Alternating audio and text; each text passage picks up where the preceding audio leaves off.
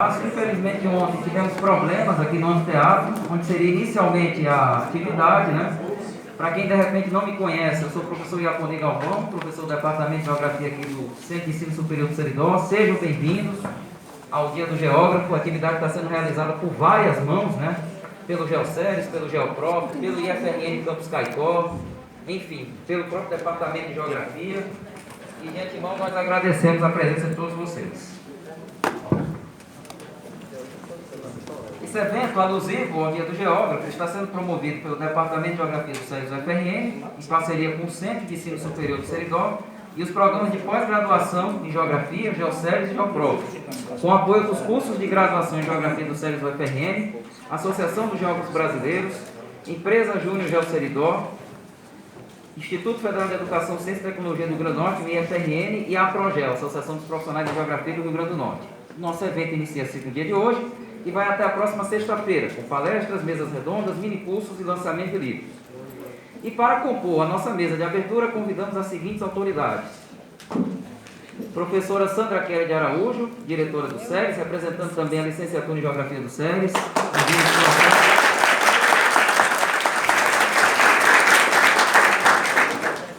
Professor Dr. José Yuri Gomes dos Santos, chefe do Departamento de Geografia.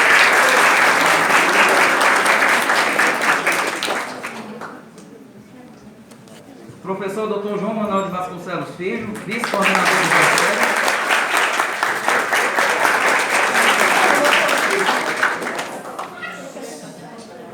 Professor Dr. Diógenes Félix da Silva Costa, coordenador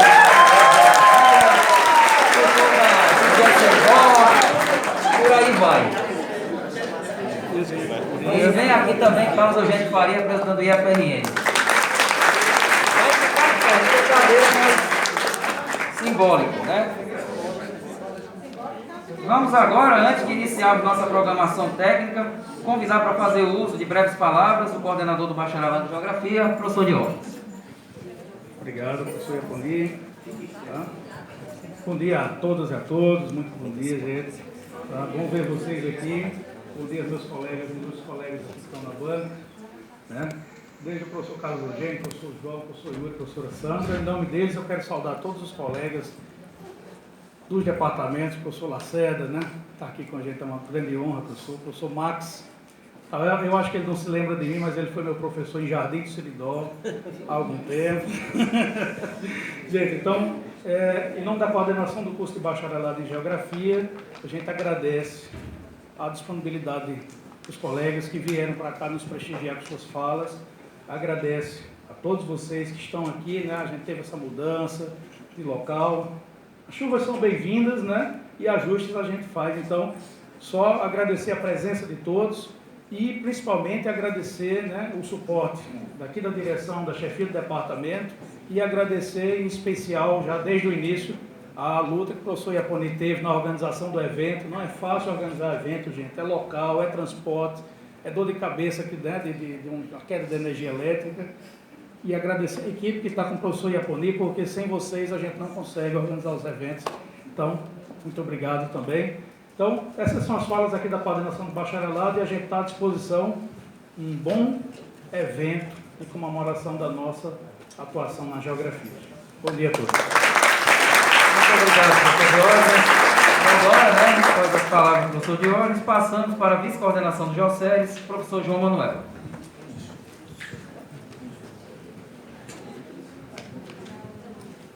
Bom dia, né, a todos e a todas, sejam todos bem-vindos, né? Gostaria de cumprimentar a mesa na pessoa da professora Sandra, né, e aos demais componentes da mesa, né? Desejar que esse momento seja um momento de debate, um momento de reflexão, né? Um momento também de confraternização. Então, em nome do Geoceres, eu dou as boas-vindas a todos e a todas. Muito obrigado.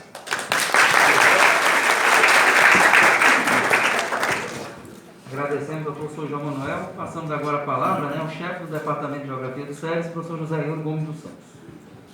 Obrigado, Iaponi. Então, bom dia a todos e todas, né? Então, inicialmente, saudar a mesa na pessoa da professora Sandra, nossa diretora e também geógrafa, né? Então, É uma satisfação para o nosso departamento, né, após todo esse período que a gente passou, nesse período difícil. Ainda estamos na pandemia, né, mas passado esse período remoto, né, em que o nosso departamento ele atuou bastante em iniciativas de extensão, né, no período do remoto, né, com vários eventos feitos de forma remota, né. Então é uma satisfação a gente poder, né, retomar, né, as nossas atividades presenciais e passar, né, a voltar, né, a promover, né, bons eventos, né, como esse de formato agora, né, presencial, né, e ver também, né, essa grande adesão que a gente está vendo dos nossos discentes, né. Então isso é uma grande satisfação, né, para o nosso departamento. A gente agradece em nome do departamento, né, aos docentes envolvidos, né, aos nossos parceiros, né, a direção do centro, que sempre é parceira do nosso departamento, as coordenações de curso, né, agradecer a comissão organizadora que trabalhou nesse evento, né, coordenada aí pelo professor Iaponi, né, e desejar, né, a todos e todas, né, um bom evento, né, que aproveitem bastante essas presenças que a gente vai ter nesse nosso evento, tá? Obrigado, bom dia. Agora, passando a palavra, né, ao Carlos Eugênio Faria, representando o IFRN. Bom dia a todos. Quero saudar a mesa em nome da professora Sandra Kelly, minha amiga de mais de 40 anos, geógrafa, como já foi citada. Dá um bom dia a todos, sejam bem-vindos. Falo aqui em nome do Instituto Federal, Campus Caicó. Nós estamos participando desse evento com um apoio muito tímido, mas nosso objetivo aqui é afinar a parceria com a Universidade Federal do Rio Grande do Norte. Eu tenho ouvido muita Diógenes e a Iaponi que a gente deve juntar os dois lados do rio, né? Do lado de cá e do lado de lá. Do lado de lá a gente só tem o ensino médio, a gente não tem graduação, mas a gente está com grupo de pesquisa, com pesquisa já no Seridó Potiguar, e cada vez mais nos afinarmos com a universidade, porque nosso intuito é fazer a geografia do Seridó e desse estado uma geografia cada vez melhor. Bem-vindo ao professor Lacela, bem-vindo à professora Rita, meu orientador no mestrado, minha orientadora no doutorado, satisfação enorme. Um abraço ao professor Marcos, que está aqui, e um bom evento para todos nós, sucesso, e que a gente não desista nunca da luta e possamos mudar esse país o mais urgente possível.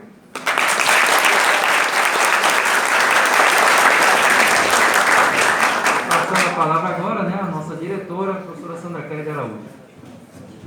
Bom dia a todas, bom dia a todos. Cumprimento os colegas aqui da mesa, especialmente cumprimentando o professor Zé Lacerda e a professora Rita, que eu tive o privilégio de tê-los muito próximos na minha formação. Dizer que é um prazer estar aqui. Como foi dito, eu também sou da área de Geografia, sou licenciada em Geografia, formada aqui pelo campus de Caicó, tenho muito orgulho da minha formação. E hoje sou professora, né, aqui no departamento. Menos atividades nesse período, mas eu também sou professora do departamento. Sou membro do departamento de Geografia. Eu tenho muito orgulho de estar participando desse evento hoje. Pedimos desculpas por eventuais transtornos aí nessa recepção. Chegaram algumas cadeiras lá fora agora, cadeiras plásticas, se alguém precisar pode pegar, né? Felizmente, estamos com muitas chuvas, professor Lacerda e professora Rita, né, que tem, digamos assim, os seus percalços, mas é sempre uma bênção para nós.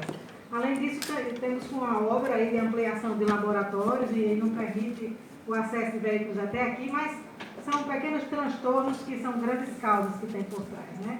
A gente deseja que a permanência do senhor e da professora Rita sejam bastante agradáveis aqui, possam reencontrar os nossos amigos, colegas do tempo passado, né? Tem um rapaz aqui que foi meu primeiro namorado, não vou dizer, que é o professor Marcos, né?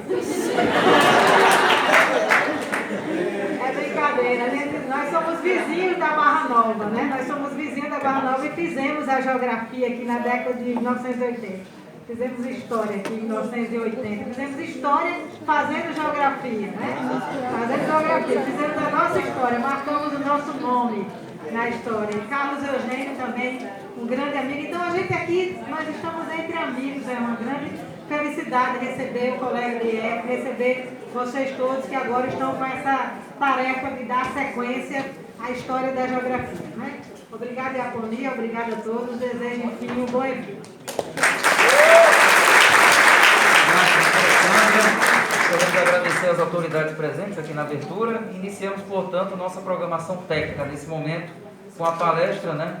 Geografia fazendo dispensa da mesa. Fique à vontade, sempre nos lugares que estão ainda disponíveis. E, nesse momento, convidamos a professora Rita de Cássia da Conceição Gomes para proferir a palestra Geografia e Geógrafos, Rotas de Leitura e Explicação do Mundo. Professora Rita, por favor, esteja à vontade, venha aqui, está conosco. A professora Rita de Cássia, que é egressa, foi uma das primeiras turmas, da primeira turma, né, professora? Da primeira turma de Geografia aqui nossa. Então ela tem uma história muito bonita para nos contar e falar hoje. Professora Rita, a palavra é sua.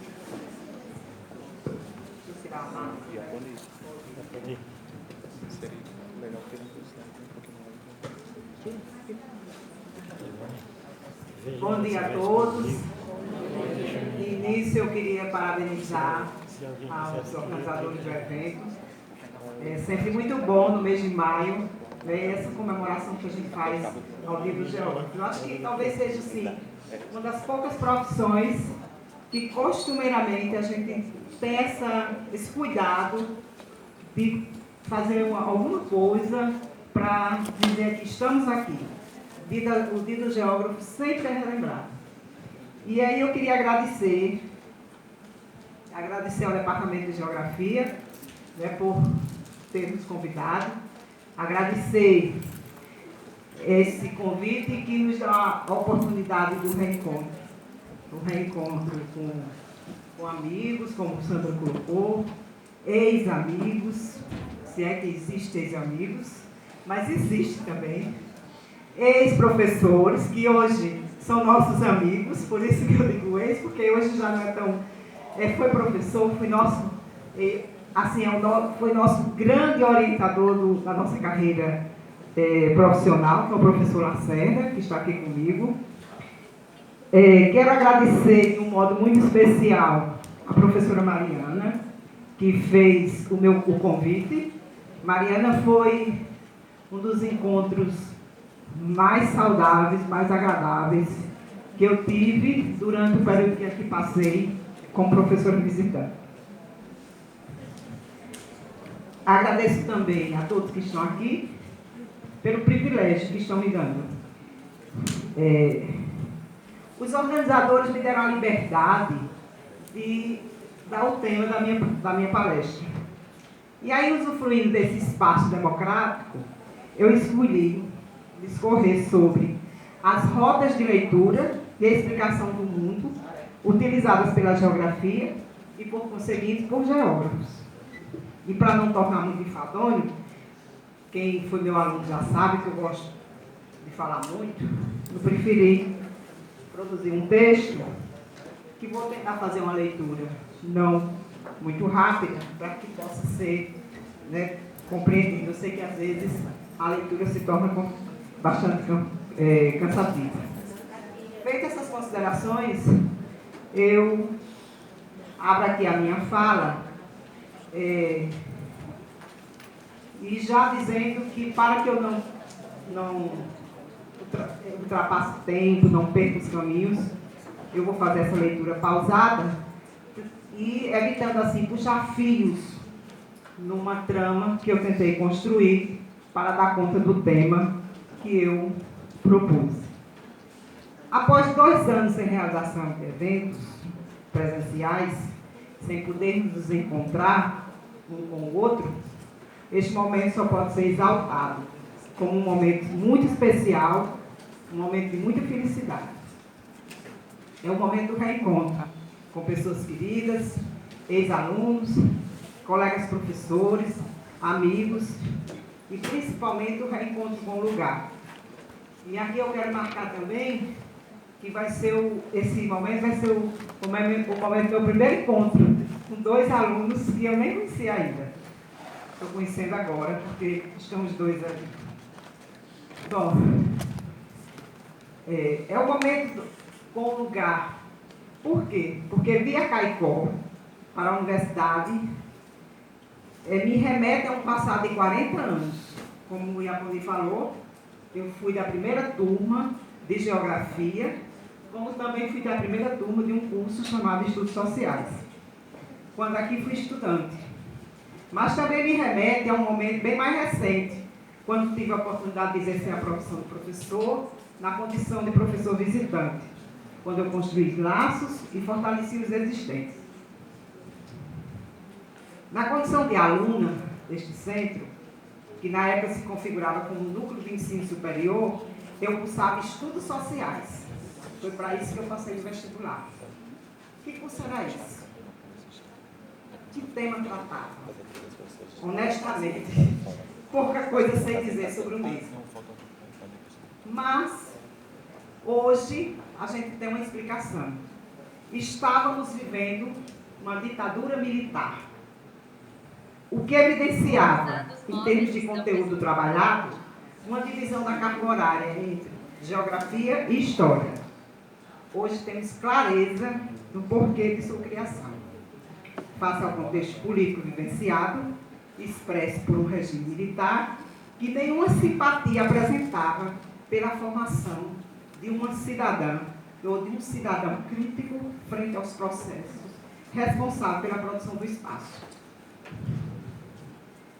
Ao diluir o conteúdo da geografia, que historicamente era repassado, fomentava-se ainda mais o descaso com que a sociedade se refere ao profissional de geografia, geógrafo ou mesmo o professor de geografia.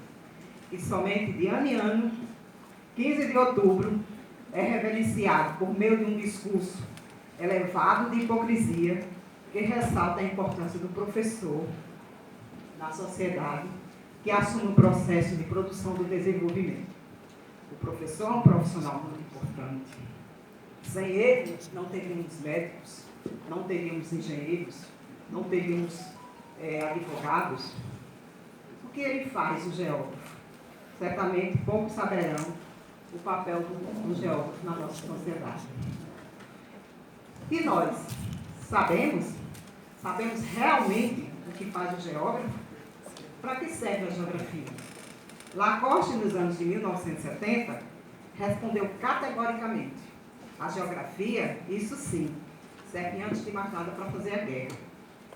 Na trilha que o levou a essa conclusão, esse autor aponta para a existência de duas geografias: a geografia dos professores e a geografia dos estados maiores. A geografia dos estados maiores cabia decifrar e conhecer verdadeiramente os territórios, os lugares, suas potencialidades. Já a geografia dos professores, cabia a responsabilidade de fazer a geografia que desde a Idade Média se fazia presente por meio da arte e da localização. E assim sendo, o geógrafo nada mais era do que um cartógrafo. Conhecimento este que ainda hoje se cobra do geógrafo, numa confusão mental no que se estabeleceu sobre os campos profissionais. As ideias de Lacoste provocaram uma verdadeira revolução no mundo da ciência, que tardiamente foi declarada. A gente sabe que a geografia, somente no final do século XIX, é considerada uma verdadeira ciência, verdadeiramente uma ciência. Mas em toda a história da humanidade, a geografia se faz presente. Conhecer o espaço em que vive, suas potencialidades, suas fragilidades, sempre foi uma demanda imposta aos homens com vista à sua própria sobrevivência. Para tal, a localização dos aspectos visíveis era da maior importância, a ponto da geografia ser vista como a ciência que estuda a paisagem, devendo essa ser descrita e mapeada. Embasada numa filosofia positivista, a geografia se apresentou durante muito tempo como uma ciência do aparente, e assim sendo, o seu aprendizado exigia um exercício enfadonho de memorização, de nomes de lugares, de cidades e suas respectivas localizações. Coisas sem importância para a sociedade, exigindo assim uma melhor definição do que vem a ser o geógrafo e o seu perfil profissional. Todavia, por mais que admitamos que não podemos nos limitar à memorização, pedagogicamente, não podemos negligenciá-la, e muito menos desprezá-la. A memorização, já dizia Platão, é um dos momentos do processo de aprendizagem. Daí o perigo de passarmos essa tarefa totalmente para o nosso celular. Para definirmos o perfil profissional, se faz necessário entendermos o campo de atuação do saber a que nos referimos. Sendo assim, qual é o campo de atuação da geografia e do geógrafo? Compreendemos que a geografia é a ciência que explica o espaço geográfico. Espaço este visto não como um dado, como algo inerte, mas como uma produção social que, ao mesmo tempo em que resulta das relações sociais que o produz, é condição necessária para que essas relações possam acontecer. Esse entendimento nos conduz à afirmação de que cada momento da história em geografia, uma geografia se faz presente. Portanto, cabe ao geógrafo explicar o processo de produção do espaço, o qual envolve, antes de qualquer coisa, compreender a sociedade que o produz, isto é, compreender as relações sociais que se realizam segundo as estruturas de poder que reproduzem esta mesma sociedade. Diante dessa compreensão, não fica difícil explicar o porquê da geografia dos professores, que está cada vez mais sendo reduzida aos recursos e instrumentos técnicos que estão à nossa disposição, o Waze, Google Maps, dentre outros.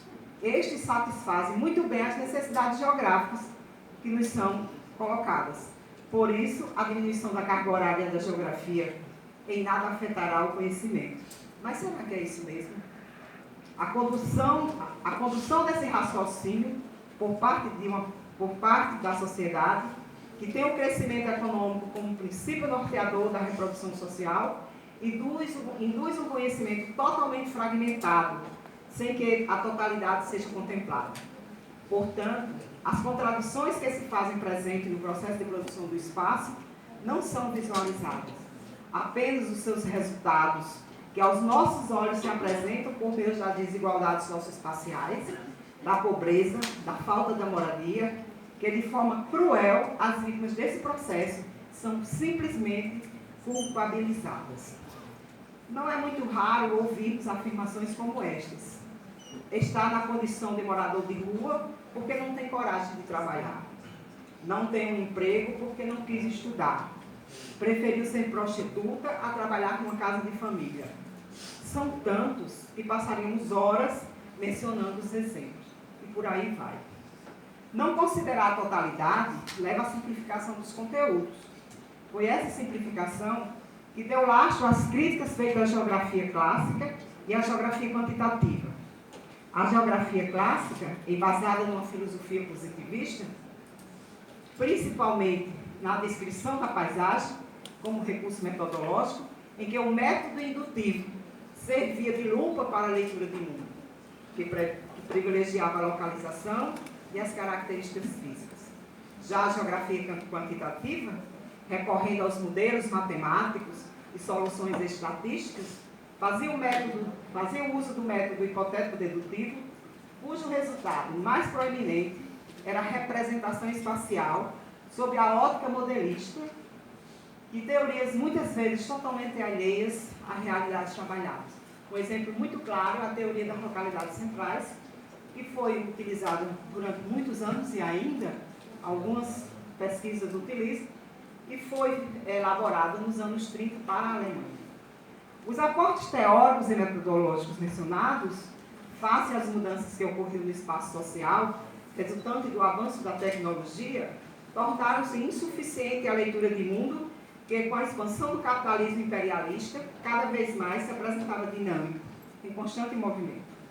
A proposição de Lefebvre, no final dos anos 70, ao enaltecer o espaço não como inerte, mas como um produto social, conduziu os geógrafos a uma reflexão crítica dos paradigmas teóricos e metodológicos que davam sustentação aos estudos geográficos, trazendo para o cerne da discussão a necessidade de utilização de novos aportes metodológicos, os quais propiciaram a emergência do pensamento crítico dialético e a produção do espaço como base teórico-conceitual de referência, a partir de uma análise tridimensional da produção do espaço, que contém as práticas espaciais, a representação do espaço e os espaços de representação. A responsabilidade de explicar o espaço produzido exige da ciência geográfica e, por conseguinte, do geógrafo, conhecimentos que propiciem a leitura do mundo para além da aparência, isto é, da paisagem, e para além dos usos de formas matemáticas ou mesmo de programas computacionais.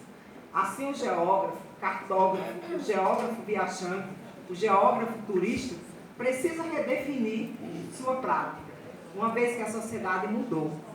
Novos processos se fazem presentes na produção do espaço, muito embora velhas práticas, velhas estruturas não tenham desaparecido. No passado muito distante, mas precisamente na Idade Média, a Igreja tornaria a geografia uma verdadeira extensão bíblica. Na realidade atual, sob outras orientações, a Igreja também se coloca na orientação de comportamentos e práticas sociais, embora em tempos bastante diferentes do ponto de vista social e econômico. Ambos se norteiam pela busca do poder, porém essa busca se apoia em estruturas diferentes. A sociedade mudou, o mundo também mudou. O geógrafo precisa se dar conta dessas mudanças. O avanço e desenvolvimento da técnica nos colocam diante de um mundo da fluidez, da compreensão espaço-tempo. O raciocínio rígido, matemático, cartesiano, já não é suficiente. Esta nova realidade exige do geógrafo o entendimento dos novos arranjos espaciais sob a combinação do olhar teórico crítico. A descrição que marcou a geografia tradicional, assim como o raciocínio lógico formal da geografia teórica, não são suficientes. Exige-se muito mais do geógrafo. O visível, ou seja, a paisagem, ainda que metodologicamente seja o ponto de partida, não nos transmite tudo. Ou seja, a paisagem não exterioriza todos os elementos constituintes do complexo geográfico que, conforme Monbeiro, implica não somente localizações, mas ações recíprocas e mutáveis entre o meio natural e o meio humano, resultante das relações que não apenas são temporais, mas expressões dialéticas de transformações do conteúdo e da forma. Na paisagem, nem sempre se expressa com clareza os modos de pensar, as estruturas financeiras que são parcelas apreciáveis do complexo geográfico. Para além do visível, está o invisível, isto é, as relações sociais, as estruturas de poder, as relações hegemônicas que dominam. São essas relações, apoiadas em estruturas arcaicas ou modernas, que promovem as mudanças e redefinem o processo de produção espacial, que nos dias atuais se reveste de incerteza, de liquidez, para fazer alusão ao pensamento de Bauman. Assim sendo, o geógrafo se encontra diante da necessidade de trazer para a sua prática o raciocínio embasado no campo relacional da sociedade e a natureza, criando e recriando meios de representação e de entendimento. Ao buscar novos meios de representação, o geógrafo não pode cair no fetiche do poder das técnicas, que historicamente persegue o geógrafo, tais como a fotointerpretação, na era da descrição, os modelos matemáticos, usados pela geografia quantitativa, e, na atualidade, o geoprocessamento e as imagens produzidas. Não podemos esquecer que a técnica, por si só, não basta. É mais que fundamental entendermos que a técnica, por si só, não pensa, não interpreta o mundo. Por isso, a técnica precisa ser articulada a bases filosóficas, a bases teóricas, que permitam ver, analisar e explicar o movimento intrínseco às materialidades que são expressas na paisagem, cuja essência se encontra nas relações sociais. A apreensão do movimento da paisagem nos impõe, enquanto geógrafos e professores de geografia, e além da localização geográfica. Precisamos entender a situação geográfica e os meandros que a produz. Todavia, é importante ressaltar que a compreensão da situação geográfica não pode ser reduzida à localização material e relacional. Para além disso, a compreensão da situação geográfica envolve o entendimento de sua própria construção e do seu movimento histórico. Por fim, ciente de que a atualidade é interpretada segundo diversos caminhos teóricos e metodológicos, e considerando que essa realidade encontra-se em processo contínuo de mudança, o grande desafio que se coloca para o geógrafo é acompanhar as mudanças que acontecem no mundo, o que implica mudar a si próprio. Somente assim será capaz de fazer a leitura do mundo, tarefa maior do exercício profissional. Portanto, é preciso evoluirmos junto com as mudanças que notoriamente se apresentam por meio do movimento dialético, de transformação recíproca, manifesta no espaço por meio de continuidade e descontinuidades. Em suma, a dialética do espaço-tempo nos permite acompanhar não somente os processos, mas também os diversos estágios de desenvolvimento, os diversos momentos e estágios da relação homem-meio, ou melhor dizendo, da relação sociedade-natureza. Muito obrigada.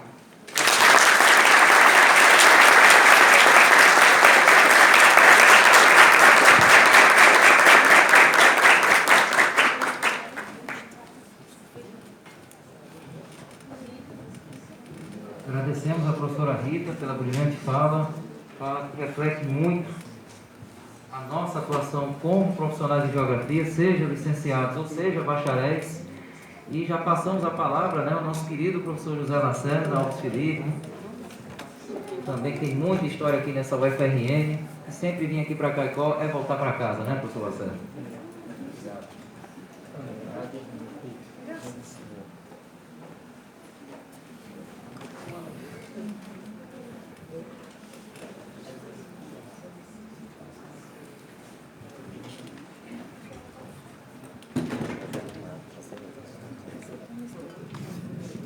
Tem que sentar. Pois é, é sempre um prazer voltar a esta casa, que foi a minha segunda casa como professor de geografia. Eu cheguei aqui em 1977 para ensinar nesse curso que Rita mencionou aqui, que era Estudos Sociais, que era uma licenciatura curta. E nem formava um professor de geografia, nem formava um professor de história. Né? Portanto, agora em março fez 45 anos que eu estive, digamos, aqui. E foi na minha coordenação do curso de Estudos Sociais que a gente criou a licenciatura em Geografia e a licenciatura em História. História liderada, por exemplo, pela professora Dorinha Medeiros, né? Mais outros professores, e eu em Geografia, depois apoiado também pela professora Graça Lava e pela professora Raimundo Trindade, que chegam aqui para formatar esse corpo docente de Geografia. Então, a gente já tem uma história, né, formada, digamos, sobre a vida acadêmica do curso de Geografia de Caicó. E Rita foi minha aluna, né? Uma excelente, digamos, aluna. Hoje ela é minha mestra. Pois bem, eu queria agradecer o convite para participar, digamos, dessa atividade do Dia do Geógrafo, né? A Iaponi e a Carlos Eugênio, né? Eles dois realmente participaram da organização, digamos, desse evento e da minha participação, quando eu demonstrei que gostaria de fazer o lançamento aqui hoje de um romance, uma obra literária que eu produzi chamada Constância, que vai ser lançado hoje à noite, mas já está aqui na entrada do auditório esse trabalho. Foi a minha primeira experiência literária. Eu já havia produzido livros de geografia, inclusive livros didáticos, Geografia do Rio Grande do Norte, como é o caso dos Atlas, o livro da Economia do Rio Grande do Norte, né? Meus dois trabalhos acadêmicos, tanto a minha dissertação de mestrado como a minha tese de doutorado, também foram transformados em livros, mas um trabalho a nível da ficção, a nível literário, eu ainda não tinha feito essa incursão, né? E fiz, digamos, agora, durante a pandemia, eu escrevi esse trabalho intitulado, digamos, Constância. Né? quem tiver a oportunidade de uma olhada nela. Ele também tem um pouco de geografia, mas é uma obra literária, é uma obra, digamos, de ficção, é um romance. Bem, ouvindo a exposição da professora Rita, né, que é como se fosse um curso, é uma síntese, digamos, de um curso de introdução à ciência geográfica, né, fica mais fácil de a gente iniciar, digamos, esse diálogo, digamos, aqui com vocês. Né? Rita disse que o grande papel da geografia é acompanhar mudanças. Né? E ela tem tentado, digamos, fazer isso em determinados momentos com mais eficiência, em outros nem tanto, né? Em outros pensando mais a vida da sociedade, digamos, como um todo, e outros pensando mais também em grupos sociais mais específicos, né? Mais na elite e às vezes até mais do capital, como é o caso da geografia quantitativa. Então, esse diálogo que eu trago é justamente para tentar introduzir isso que eu estou chamando de geografia em tempo de crise. Eu acho que eu vou para um lugar mais distante daqui, senão eu vou quebrar meu pescoço.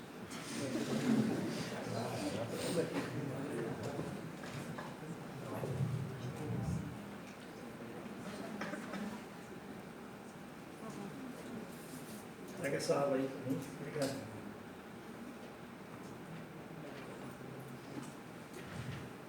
Bem, essa geografia em tempo de crise, esse diálogo eu começaria dizendo que depois das duas grandes guerras, né, há uma necessidade de atualizar rapidamente os conceitos de diversas ciências, entre elas a geografia. Né? As guerras mudaram a feição do mundo, as guerras mudaram, né, a feição especificamente da Europa. Né? Territórios foram anexados a outros países, territórios foram eliminados. Né? Então havia, digamos, a necessidade, digamos, de uma reflexão sobre essa mudança, de elaborar conceitos e um referencial que tentasse explicar, digamos, essa mudança. Né? A gente vê assim, a gente fica pensando como é que as guerras, digamos, no caso do Brasil, como é que as guerras ganham influenciado.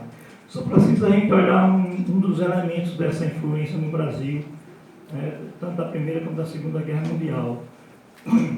Foi nesse espaço entre as duas guerras que a gente industrializou-se.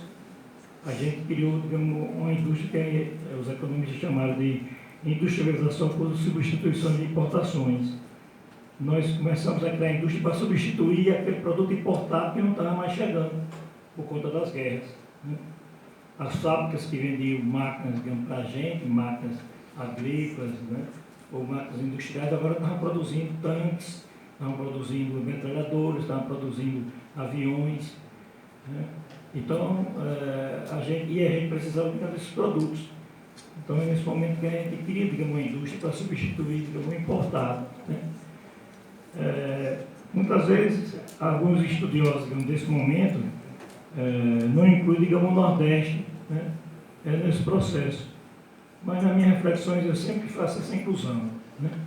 O Nordeste também vai participar, digamos, desse processo de substituição de importações, com a função de fornecer matéria-prima para essa indústria, que está localizada na região sul-sudeste, né? Que a gente está chamando de substituição de importações.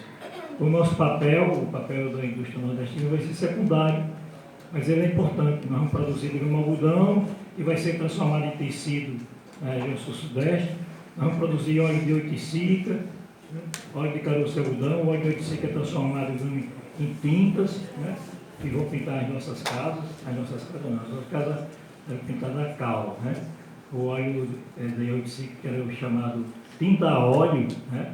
Era uma tinta tão nobre e cara que só as elites não podiam adquirir. Né? Então a gente fornecia o óleo de oiticica grosso, né? Que ia ser o componente, digamos, dessas fábricas de tinta a óleo. Né? Do mesmo jeito, a cera de carnaúba, né? Do mesmo jeito, o sisal, a fabricação de cordoarias. Então, nós vamos participar, digamos, desse processo. Um papel secundário, como fornecedor de matérias-primas, ou às vezes semi-industrializadas, como é o caso do algodão, e também do óleo de oiticica, né? O fruto da oiticica era prensado, a semente da oiticica era prensada, transformada em óleo, era esse óleo que era exportado. E isso muda, digamos, os territórios, né? A consequência, digamos, da guerra que cria a industrialização por substituição de importações, muda também, digamos, os nossos territórios, né? A nível, digamos, nacional. Não só os territórios dessas indústrias estão se localizando, mas também os territórios de quem fornece matérias-primas, geralmente passando, digamos, pelo processo industrial mais rudimentar, né? E esse papel, digamos, é tão importante que quando nós perdemos eles, né, nossas economias ficaram mais pobres, né? Eu vim conversando com o Rita hoje, que quando a gente perde o algodão, o que é que a gente encontra como sucedâneo do algodão? As cerâmicas. Eu considero as cerâmicas a economia mais insustentável que pode existir, porque ela teve o solo mais profundo, numa região de solos litóricos, né? Ela tinha uma relação hostil ao meio ambiente, né? Porque ela também vai derrubar a caatinga para alimentar os solos, digamos, dessas cerâmicas. E ela remunera muito mal o trabalhador. Então, uma péssima troca que nós fizemos, digamos, da economia algodoeira, digamos, para a questão, digamos, das cerâmicas, que até hoje, digamos, aparece aí na nossa paisagem como um sucedâneo, um substituto, digamos, da economia algodoeira. Pois bem, então, essas mudanças vão fazer com que a gente mude o conceito de território, que a gente traga, digamos, para a geografia alguns elementos conceituais do marxismo e também da questão do quantitativismo. O quantitativismo, como surge quando passa a Segunda Guerra Mundial e as grandes fábricas, né, as grandes indústrias do mundo, quer ser da Europa, quer ser dos Estados Unidos, percebem que grande parte dos seus clientes, né, criaram indústria para substituir o importado. Ou seja, há um entendimento de que perderam, digamos, compradores, né, e precisa reconquistar, digamos, esse mercado. E não dá para ser da mesma forma que antes, digamos, da crise, antes das duas guerras mundiais. Tem que criar, digamos, uma forma nova. Aí é nesse momento que as multinacionais, né, se espalham, né, nos chamados países do terceiro mundo, principalmente aqui na América do Sul, Brasil, digamos, e Argentina, para tentar, né, eliminar, né, essa indústria por substituição de importações que surgiram entre as duas guerras, principalmente. E o quantitativismo vai dar dados estatísticos, modelos estatísticos, matemáticos, como o Rita falou aqui, para a indústria fazer essa leitura e ver onde é que ela vai se instalar, né, para concorrer com a indústria local que surgiu, qual é o potencial, né, de mercado que ela tem, que mercado, através de políticas públicas, vai incentivar o consumo, né, do que essas indústrias, essas multinacionais produzem, pode ser criado. Isso que é dado pelo quantitativismo. Ou seja, faz uma leitura quantitativa, digamos, do país, sem precisar de ler Casa Grande e Senzala, né, raiz do Brasil de Sérgio Buarque, digamos, de Holanda, Economia do Brasil, de Caio Prado Júnior, né? Formação Econômica do Brasil, de Celso Furtado. Ou seja, as multinacionais, eles querem dados rápidos, quantitativos, para eles montar suas estratégias de confronto com essa nova realidade, né? De montar, digamos, indústrias, né, para eliminar, digamos, a indústria nacional que surgiu durante as duas grandes guerras mundiais. Né? Próximo. A gente passa, digamos, por esse momento, né, desse surgimento, digamos, de elementos conceituais para entender, digamos, essas mudanças, né? E essas geografias que receberam diversos nomes, geografia crítica, mais ligada, digamos, à corrente marxista, a geografia quantitativa ou teorética ligada ao quantitativismo, né? Há uma inovação do conceito de território, há uma valorização do conceito de território, né? Que tinha sido um pouco, digamos, desprezado, digamos, pela geografia, e ao surgimento de outras geografias, inclusive da geografia cultural. Né? E a gente achava que alguns ismos, né, tipo racismo, nazismo, fascismo, nacionalismo, populismo, que isso estava superado, que isso, digamos, não voltava. Né? Aí essa crise atual, né, com a pandemia e com a guerra da Ucrânia, mostra, digamos, para a gente que com um governo como esse, no caso do Brasil que a gente está vivendo, né, mostra, digamos, que tudo isso está vivo ainda e está voltando com muita força. Olha a eleição, digamos, agora na França, né? A Le Pen, digamos, tem 40 e poucos % dos votos contra Macron, né? E ela representa o que tem de pior, digamos, na política, digamos, europeia, né? Com todos esses ismos aí, populismo, nacionalismo, né? Então isso está muito vivo, né, em países, digamos, como o Brasil, mas também, né, em países, digamos, como a Europa e os Estados Unidos. O presidente dos Estados Unidos no ano anterior lançou mão de tudo isso, né, para governar, inclusive criando, digamos, algumas milícias, digamos, até a ponto, digamos, de contestar, digamos, o resultado da eleição, né, com a invasão, digamos, do Congresso, digamos, nacional. Então isso está vivo. E essa leitura a gente tem que manter viva também. Né? Nós, geógrafos, temos que manter viva essa leitura e fazer com que essa leitura do mundo, né, com todas essas chagas aí, chegue também, digamos, à escola.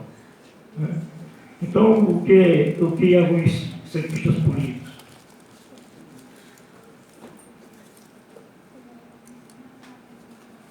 geógrafos e sociólogos estão colocando, né, é que a democracia está em risco, porque ela encontra, digamos, agora, né, uma encruzilhada em que ou democracia ou autoritarismo. E a gente pensa que o autoritarismo não está vigente. Está vigente em vários países. Né?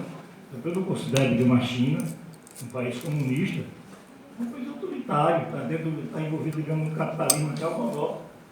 Não é à toa, digamos, que é uma economia, é a segunda economia do mundo e com perspectiva, digamos, de ultrapassar, digamos, os Estados Unidos. Tem previsões aí de que a China, digamos, daqui a 30 anos, coloca no mercado 500 milhões de pessoas no nível de igualdade das classes médias americanas. Imagine isso.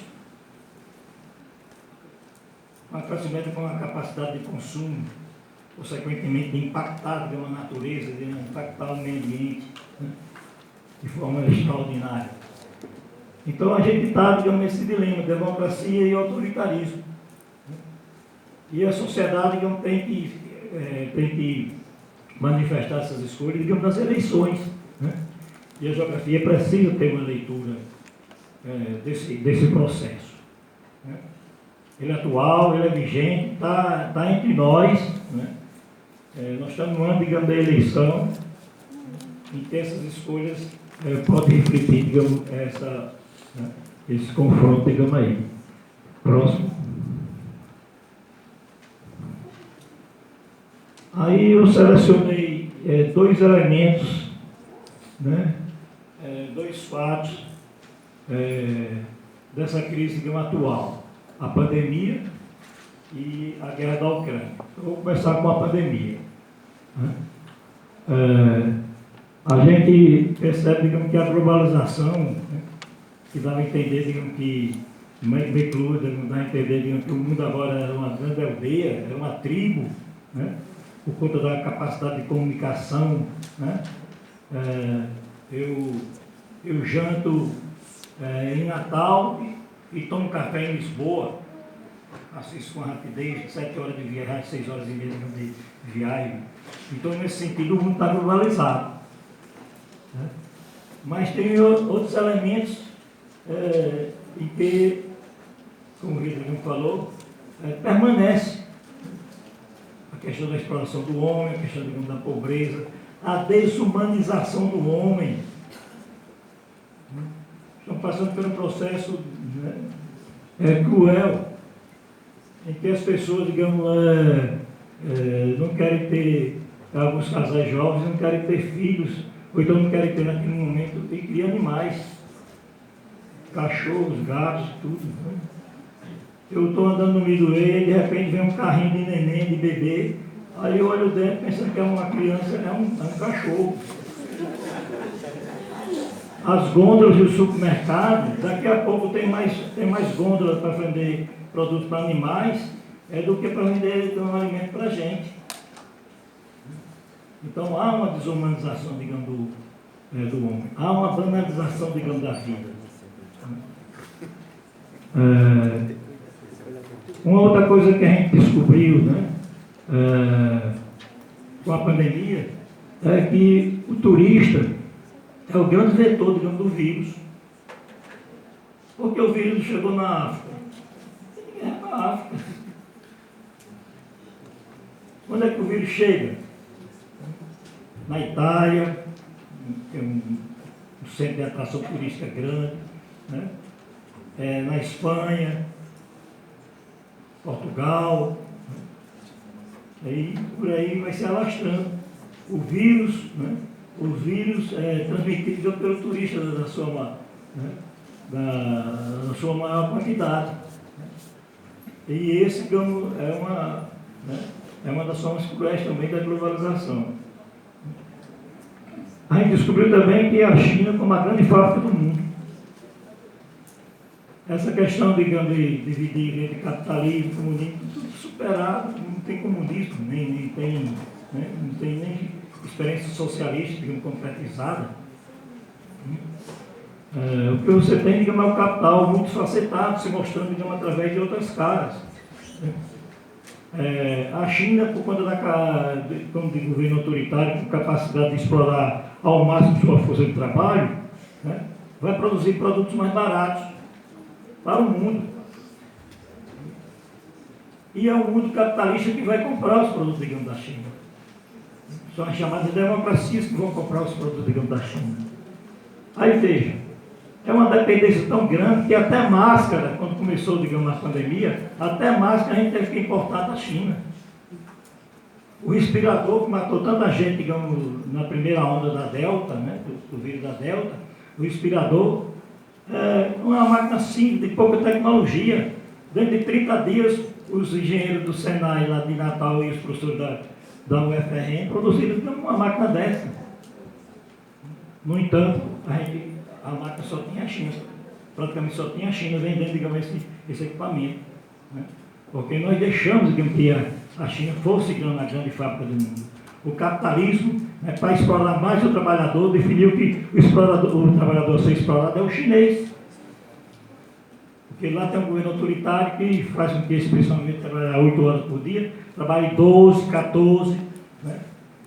Então se produz um produto mais barato.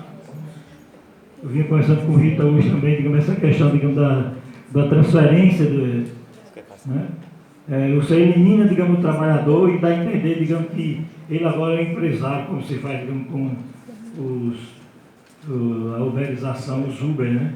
Dá a entender que o cara, digamos, agora é empresário. Que garantia ele tem? Não tem nada, nenhuma garantia trabalhista, nem aposentadoria, nem previdência, nem nada. Né? Essa forma de se extrair o máximo, digamos, do trabalhador, de exploração ao máximo do trabalhador, né?